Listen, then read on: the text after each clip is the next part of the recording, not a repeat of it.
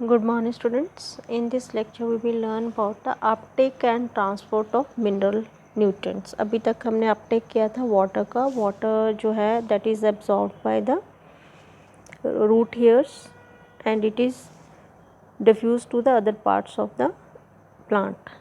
अब जो मिनरल्स हैं, क्योंकि उनको सेल को क्या चाहिए, प्लांट्स को क्या चाहिए, मिनरल्स भी चाहिए. मिनरल कहाँ से आती हैं? मिनरल सॉइल में हैं. तो मिनरल्स की अपटेक प्लांट कैसे करते हैं? इसमें क्या है, जो कार्बन है और ऑक्सीजन है वो कार्बन डाइऑक्साइड से लेते हैं. और कार्बन डाइऑक्साइड आपको पता है एटमॉस्फेयर में है. एटमॉस्फेयर से कार्बन और ऑक्सीजन वो लेंगे, most of their oxygen from the carbon dioxide. आपको पता है ना, प्लांट क्या है, they use the carbon dioxide. So remaining nutritional requirement, मतलब जितने भी मिनरल्स हैं वो कहाँ से आएंगे, वो आएंगे सॉइल से. ठीक है, तो मिनरल आयंस वो किस तरह से अपटेक करेंगे? जो मिनरल्स हैं वो वाटर की तरह पैसिवली एब्जॉर्ब नहीं होते बाय द रूट्स, क्योंकि वाटर जो है that is passively absorb by the roots, but minerals can not be absorb passively. दो फैक्टर है जिनसे जो है मिनरल्स एब्जॉर्ब करते हैं प्लांट. नंबर वन,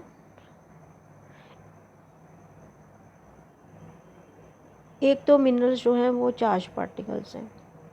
अगर चार्ज पार्टिकल्स हैं इसलिए वो सेल मेम्ब्रेन है उसके क्रॉस जो है वो मूव नहीं कर सकते.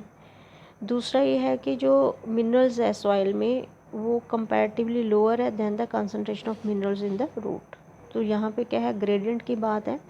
तो ग्रेडियंट जो है वो कंसंट्रेशन जो है सॉइल के अंदर ज़्यादा है कंपैरेटिवली रूट से, सॉरी सॉइल में कम है कंपैरेटिवली रूट के अंदर.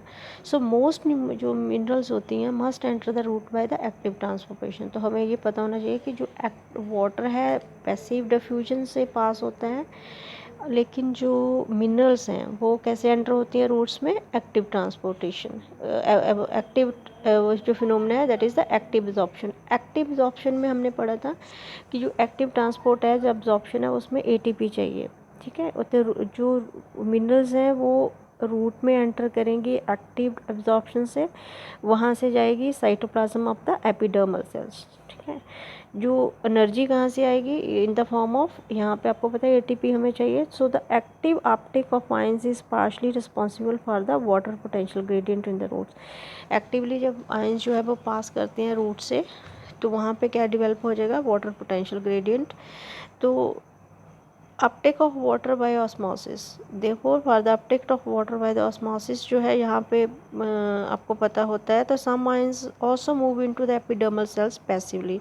कुछ एक आयंस जो है पैसिवली जो है मूव कर सकते हैं सेल्स के अंदर, बट मोस्टली जो है फिनोमिना क्या है, जो मैकेनिज्म क्या है? Active absorption.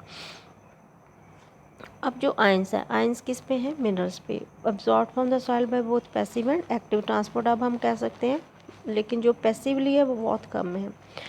स्पेसिफिक प्रोटीन्स है मेम्ब्रेन में ऑफ रूट हेयर्स की सेल्स के, वो क्या करते हैं? Actively pump ions from the soil into the cytoplasm of the epidermal cell. ये हमने लास्ट जब हम फिनोमिना स्टडी किए थे तो उसमें आपको मैंने प्रोटीन्स दिखाए थे कि जो सेल मेम्ब्रेन में प्रोटीन्स होते हैं वो भी हेल्प करते हैं. They act as a that will pump the ions from the soil into the cytoplasm of the epidermal cells. तो जो एंडोडर्मल सेल्स होते हैं उसमें ट्रांसपोर्ट प्रोटीन जो है embedded in their plasma membrane. Plasma membrane में बहुत सारे ऐसे ट्रांसपोर्ट प्रोटीन्स हम उनको कहते हैं जो कि होते हैं और वो हेल्प करते हैं जो आयंस है वो सेल से साइटोप्लाज्म में, एपिडर्मल सेल के साइटोप्लाज्म में आयंस जो चले जाए.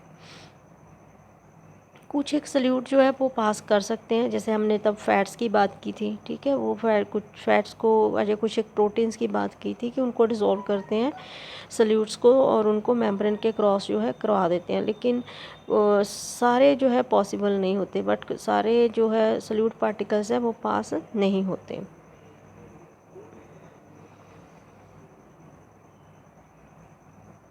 जो जब ये सल्यूट जो है जब एक पास हो जाएंगे तो वो कहाँ पे जाएंगे, दैट रीच द जाइलम, फिर वहाँ से ये जाइलम में जाने शुरू हो जाएंगे। अब जो है ट्रांसलोकेशन, अब ये तो हमने जो एक्टिवली ट्रांसपोर्ट मैकेनिज्म में हमने पढ़ा है कि जो एक्टिव एटीपी या ग्रेडियंट जब डेवलप होता है रूट और मिनरल ऑयल्स के बीच या सॉइल के मिनरल्स के बीच में, तो कुछ एक सल्यूट पार्टिकल्स हैं या जो कुछ एक मिनरल के आयंस जो हैं वो पैसिव मैकेनिज़्म से जो है एब्जॉर्ब होते हैं, कुछ एक एक्टिव से होते हैं।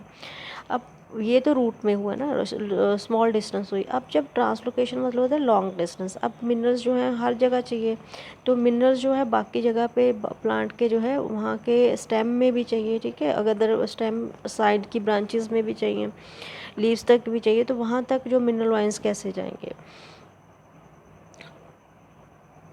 अब तक हमने किया कि आयंस कहाँ आ गए, जाइलम आ गए। जाइलम में जब एक बार पहुँच गए, मतलब पहले कौन से एंडोडर्मस सेल से साइटोप्लाज्म में चले गए, फिर जाइलम में चले गए। जाइलम से अब जो एक्टिव एंड पैसिव दोनों अपटेक के होने के बाद और कॉम्बिनेशन दोनों मैकेनिज्म से क्या होएगा, further transport of the stem to all parts of the part is through the transpiration stream.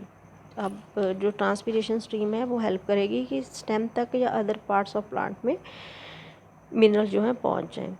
So the chief sinks for the mineral elements are the growing regions of the plant. Sink मतलब कि एक होता है source, एक होता है sink. Source होता है जहाँ पे कोई चीज़ बनती है, ठीक है, जैसे मिनरल्स हैं वहाँ पे कहाँ से आए, सॉइल से आए ना, सॉइल से रूट में आए तो सॉइल क्या हो गया, इसका सोर्स हो गया।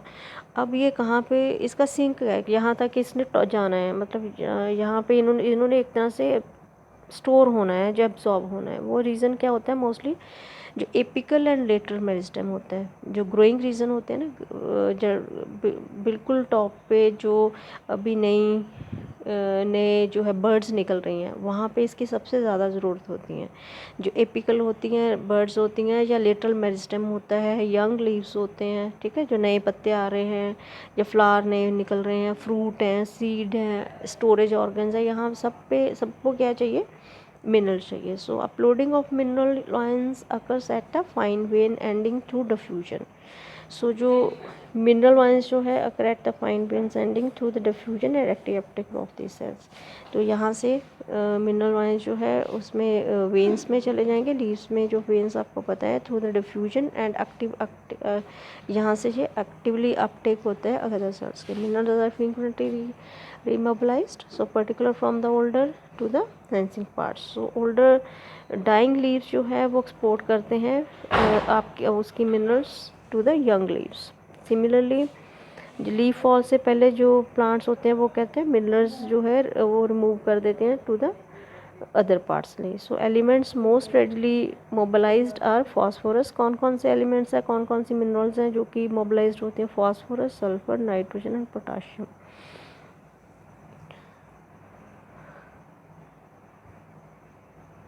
लेकिन ये मोबिलाइज्ड है, लेकिन कैल्शियम जो है वो मोबिलाइज्ड नहीं है।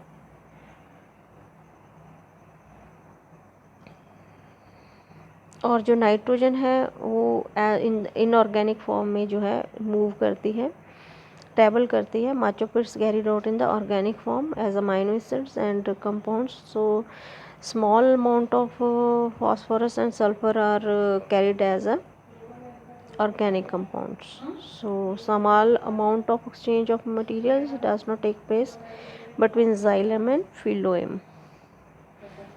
सो phloem ट्रांसपोर्ट में कहता है flow from the source to sink. अब आपको सोर्स टू सिंक पता चला गया ना, सोर्स मतलब यहाँ से कोई चीज़ बन रही है, सिंक का मतलब क्या है, यहाँ पर उस चीज़ की सबसे ज़्यादा ज़रूरत है या यहाँ पे वो स्टोर हो रहा है। What is the phloems transport क्या है कि जो फूड है वो फूड क्या है, इसमें प्लांट्स में मेनली क्या होता है, वो सुक्रोज होता है। Sucrose is transported by the vascular tissue phloem from a source to a sink. तो सोर्स से सिंक तक जो सुक्रोज है वो कैसे ट्रांसपोर्ट होता है, वेस्कुलर टिश्यू। कौन सा वेस्कुलर टिश्यू, फ्लोएम। अभी हम किसकी बात करते हैं, जाइलम। जाइलम एंड फ्लोएम ये दोनों वेस्कुलर टिश्यूज हैं। अब जो सोर्स है is understood to be the part of the plant which synthesise the food. Source यहाँ पे सिंथेसाइज हुआ, फूड कहाँ पे सिंथेसाइज हुआ, लीफ में। एंड सिंक क्या हुआ, the part that need to or store the food. और ये फूड जो है लीफ में जैसे सिंथेसाइज हुआ, पत्तों की हेल्प से खाना बनाते हैं ना प्लांट्स, तो पत्ते क्या हुए, वो सोर्स हो गए फूड का। अब सिंक क्या है कि उसने फूड ने कहाँ कहाँ जाना है, अब फूड भी सारी जगह सारे पार्ट्स को चाहिए। So the source and sink may be reserve depending on the season and और द प्लांट नीड। ये कुछ एक जगह पे इसको स्टोर भी करके रखा जाता है। शुगर स्टोर्ड इन रूट्स, जैसे शुगर है वो स्टोर होती है, and may be mobilise to become a source of food in the early spring when the birds of the tree, जैसे बर्डिंग होती है तो जो रूट्स हैं वहाँ से जो फूड जो स्टोर होता है वो मोबिलाइज होना शुरू हो जाता है, तो act as a sink. They need energy for growth and development for the photosynthetic operators, hence the source sink relationship is variable. The direction of movement in the phloem can be upward or downward. जो phloem में direction होती है वो bio directional होती हैं, ये हमने याद रखना है। मतलब फूड ऊपर भी जा सकता है, नीचे भी आ सकता है, मतलब रूट्स की तरफ भी आएगा, ऊपर भी जा सकता है, एपिकल बर्ड की तरफ भी जाएगा। लेकिन जो जाइलम है, जाइलम में हमेशा यूनिट डायरेक्शनल होती है, मतलब एक ही डायरेक्शन में मूवमेंट होगी। So that is the upward, सिर्फ ऊपर, मतलब रूट से सिर्फ टॉप की तरफ।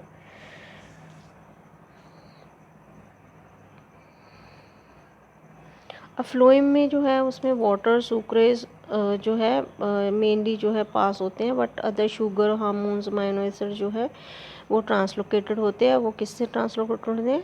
Through the that is not move, they are translocated. Translocation का वर्ड का मतलब ये है कि लॉन्ग डिस्टेंस जब कवर करनी है through the phloem. So this is all about for today students.